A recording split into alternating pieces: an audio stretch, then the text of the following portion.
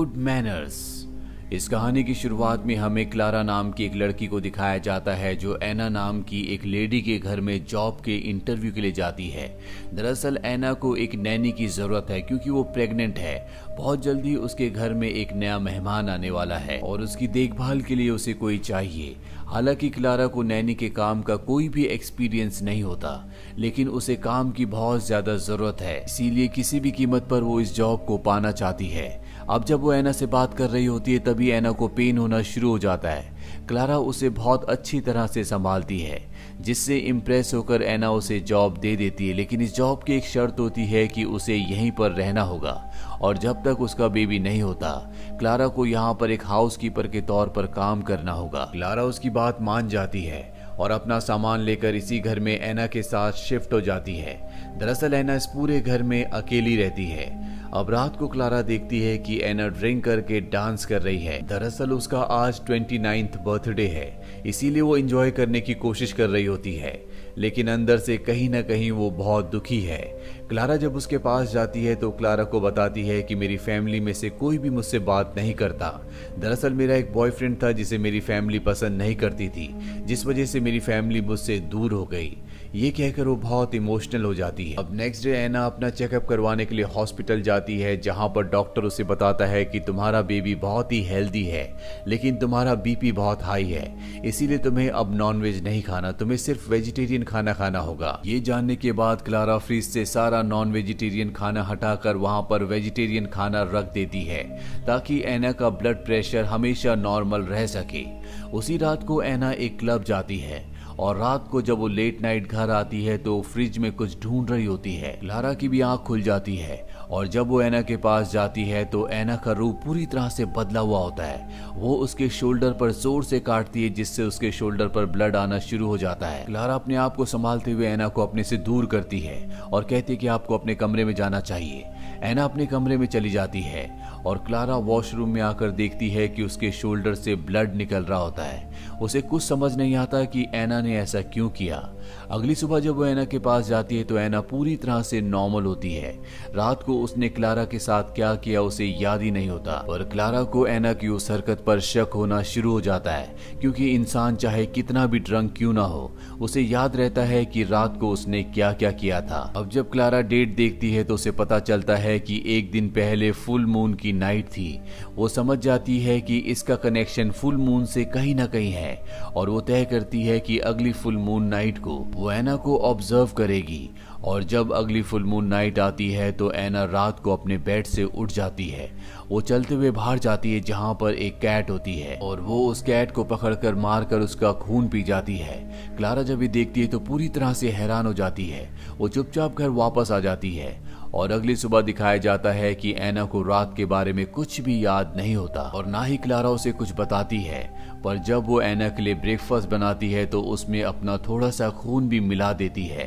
एना को ब्रेकफास्ट बहुत ही ज्यादा टेस्टी लगता है। क्लारा दरअसल उसे अपने तरीकों से चेक कर रही होती है। क्लारा उसे बताती है कि तुम्हें रात को नींद में चलने की आदत है। ये सुनकर एना बहुत ज्यादा घबरा जाती है और क्लारा उसे रिलैक्स करते हुए कहती है कि ऐसा तुम सिर्फ फुल मून की नाइट को ही करती हो, प्रेगनेंसी में ऐसा होना बहुत आम बात है। एना भी उसकी बात से कन्विंस्ड हो जाती है और अब जब रात को एना सोती है तो क्लारा उसके बेड के चारों तरफ व्हाइट कलर का पाउडर डाल देती है, ताकि अगर रात को एना नींद में चले तो उसके पैरों में पाउडर लग जाए और सुबह उसे पता चल जाए कि रात को एना नींद में चली थी या नहीं। पर अगली सुबह जब वो उसके रूम में आती है तो देखती है कि एना के पैरों में पाउडर नहीं लगा, यानी कि वो रात को नींद में नहीं चली। एना क्लारा को बताती है कि मेरा एक बॉयफ्रेंड था, लेकिन एक बार मैं अपने दोस्तों के साथ छुट्टियों पर गई थी, जहां पर मुझे एक आदमी मिला था जो कि बहुत ही अजीब था। जल्दी मेरी उससे दोस्ती हो गई।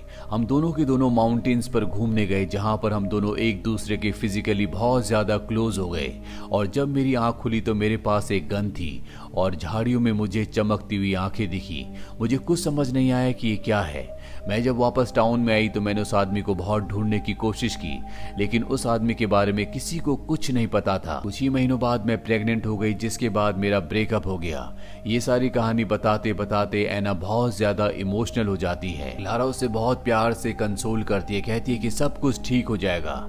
एक महीना और बीत जाता और फुल मून की नाइट आती है। एना को पेट में बहुत ज्यादा दर्द होना शुरू हो जाता है। क्लारा समझ जाती है कि अब उसकी डिलीवरी होने वाली है। वो डॉक्टर को कॉल करती है, लेकिन तब तक बहुत ज्यादा देर हो चुकी होती है। एना के पेट में उसके बच्चे को दिखाया जाता है जो खुद ही बाहर आने की कोशिश कर रहा होता है और वो खुद बाहर आ जाता है, जिससे एना की मृत्यु हो जाती है। क्लारा जब उस बच्चे को देखती है तो समझ जाती है कि ये कोई आम इंसान का बच्चा नहीं है, ये एक वेयरवुल्फ है। क्लारा एना की उसी गन को उठाकर लाती है जो एना को उस वक्त मिली थी जब वो उस आदमी के क्लोज हुई थी। वो उस गन से उस बच्चे को मारना चाहती है, लेकिन क्लारा ऐसा नहीं कर पाती। इसीलिए वो उस बच्चे को उठाकर अपना सामान लेकर इस घर से निकल जाती है। दरअसल उसने तय किया होता है कि इस बच्चे को कहीं पर छोड़ देगी, लेकिन वो ऐसा नहीं कर पाती।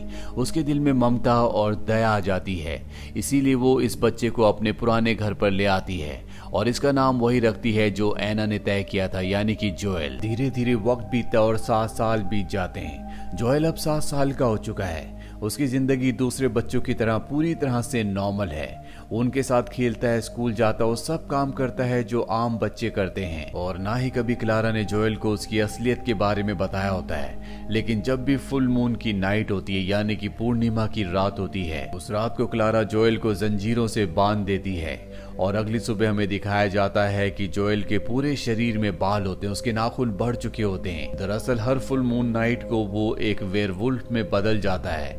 क्लारा ने ये सच दुनिया से छुपाया होता है। साथ ही उसने जोएल को हमेशा वेजिटेरियन खाना खिलाया होता। उसने कभी भी उसे नॉन वेज नहीं खिलाया होता, ताकि जोएल को मांस और खून के टेस्ट के बारे में कभी कुछ पता ना चले। जोएल की स्कूल की छुट्टियां हो जाती है।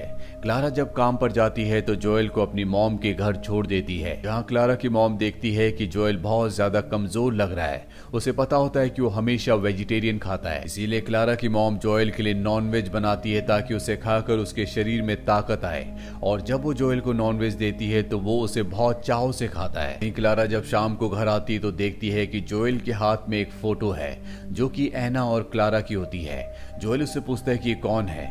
हालांकि उसने कभी भी उसे एना के बारे में नहीं बताया था। उसने जोएल से कहा था कि वो उसे रास्ते में मिला था, लेकिन अब वो जोएल को सच बता देती है क्योंकि वो बहुत ज्यादा अग्रेसिवली बिहेव कर रहा होता है। वो कहती है कि ये तुम्हारी मॉम है, जब तुम पैदा हुए तभी इनकी मृत्यु हो गई थी। जोएल कहता है कि तुमने मुझे इसके बारे में कभी क्यों नहीं बताया, और वो क्लारा के साथ अग्रेसिवली बिहेव करना शुरू कर देता है। क्लारा गुस्से में उसे उसी के रूम में बंद कर देती है, लेकिन अब जोएल ने उसे जख्मी भी कर दिया है। क्लारा को कुछ समझ नहीं आता कि वो इतना अग्रेसिव क्यों हो गया है, इसीलिए वो अपनी मॉम के पास जाती है। उसकी मॉम बताती है कि मैंने उसे खाने में नॉनवेज दिया था, और क्लारा को समझ में आ जाता है कि नॉनवेज खाने की वजह से वो इतना ज्यादा अग्रेसिव हो चुका है। आज भी फुल मून की नाइट होती है। अगली सुबह एक बार फिर से क्लारा उसके पास जाती है और देखती है कि उसके पूरे शरीर में बाल है, लेकिन अब वो पूरी तरह से शांत हो चुका है। क्लारा उससे बहुत प्यार से बात करती है और उसे बताती है कि तुम्हारी मॉम का नाम एना था और उसे भी उसी तरह से डांस पसंद था जिस तरह से तुम्हें पसंद है। इसी तरह से कुछ और दिन बीत जाते हैं और उसके स्कूल खुल जाते हैं। क्लारा जब जोएल को स्कूल ले जा रही होती है तो जोएल क्लारा से पूछता है कि मेरी मॉम की मृत्यु कैसे हुई थी। वो कहती है कि जब तुम बड़े हो जाओगे तो मैं तुम्हें सब कुछ बता दूंगी।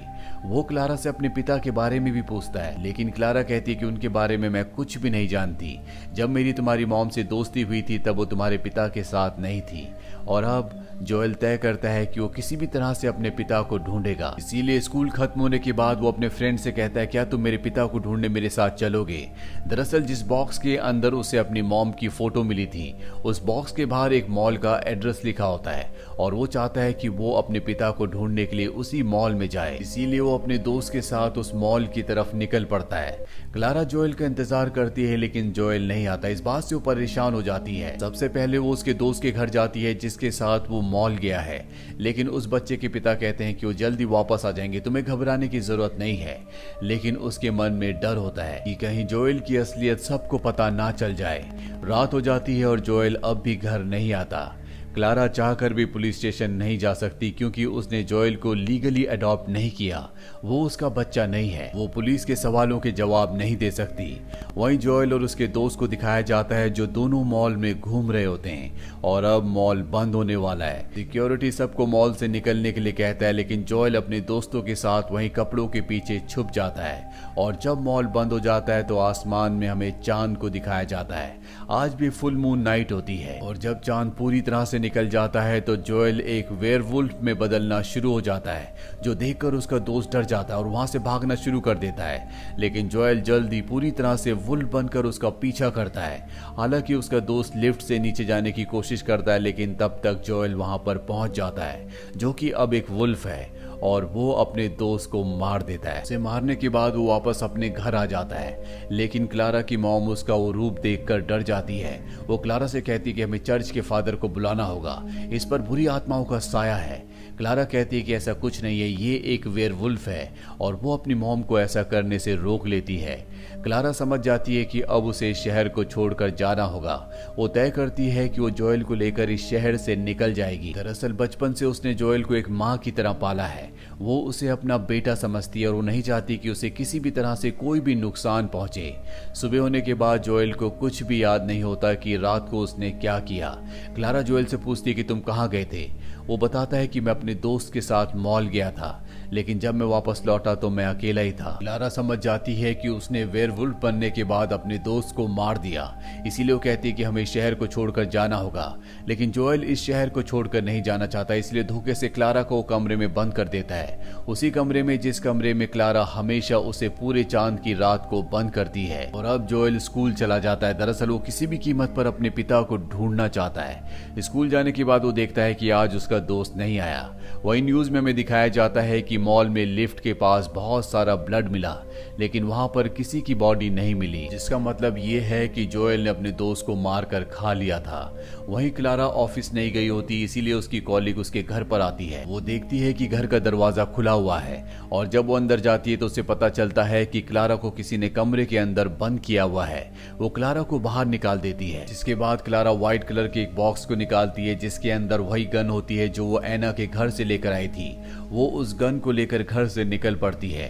दरअसल वो जोएल को ढूंढना चाहती है। वहीं जोएल को दिखाया जाता है जो अपनी दोस्त के साथ डांस कर रहा होता है, क्योंकि उसे डांस करना बहुत ज्यादा पसंद है। और आज भी पूरे चांद की रात है, और जब चांद पूरी तरह से आसमान में निकलना शुरू हो जाता है तो जोएल एक बार फिर से वेयरवुल्फ में बदलने लगता है। और अब उसे एहसास हो जाता है कि असल में वो क्या है।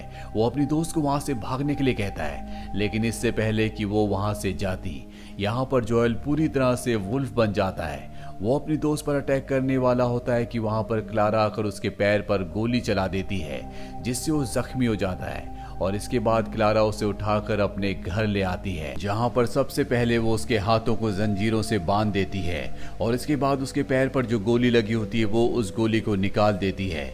वहीं हमें क्लारा के घर के बाहर दिखाया जाता है, जहां पर शहर के सभी लोग, जिन्हें पता चल चुका है कि जोएल एक वेयरवुल्फ है, उसे मारने के लिए उसके घर की तरफ आ रहे होते हैं। क्लारा नहीं चाहती कि जोएल को कोई भी मारे, क्योंकि उसे पूरा विश्वास होता है कि वो जोएल को पूरी तरह से बदल सकती है। लेकिन जोएल अब भी बहुत ज्यादा अग्रेसिव होता है, इसीलिए क्लारा जोएल को लोरी सुनाती है जो कभी एना गाया करती थी जब जोएल एना के पेट में था। और उस लोरी को सुनने के बाद जोएल पूरी तरह से शांत हो जाता है। क्लारा उसके हाथ खोल देती है और अपना हाथ उसकी तरफ बढ़ाती है, जिसके बाद जोएल बड़े प्यार से अपना हाथ क्लारा के हाथ में रखता है। इसका मतलब ये है कि कहीं ना कहीं उसने अपनी इस पर्सनैलिटी में भी काबू पाना सीख लिया है, और अब क्लारा और जोएल दोनों के दोनों उन लोगों का सामना करने के लिए तैयार है जो उनके घर की तरफ जोएल को मारने के लिए आ रहे हैं। दरअसल क्लारा जोएल को इसलिए नहीं मारती क्योंकि उसे विश्वास है कि वो उसे पूरी तरह से बदल सकती है। उसे एक भेड़िया बनने की बजाय एक इंसान बना सकती है, जिसका एक सबूत ये भी होता है कि जब उसने जोएल को लोरी सुनाई होती है तो पूरी तरह से शांत हो गया होता है, यानी कि वो उसके दिमाग को कंट्रोल कर सकती है, उसे गुड मैनर्स सिखा सकती है। इसी के साथ ये फिल्म, ये कहानी यहीं पर खत्म हो जाती है। ये एक पोर्चुगीज फिल्म थी जो कि सन 2017 में रिलीज हुई थी। IMDb पर इसकी रेटिंग है 6.7। उम्मीद करते हैं कि ये कहानी आपको पसंद आई होगी।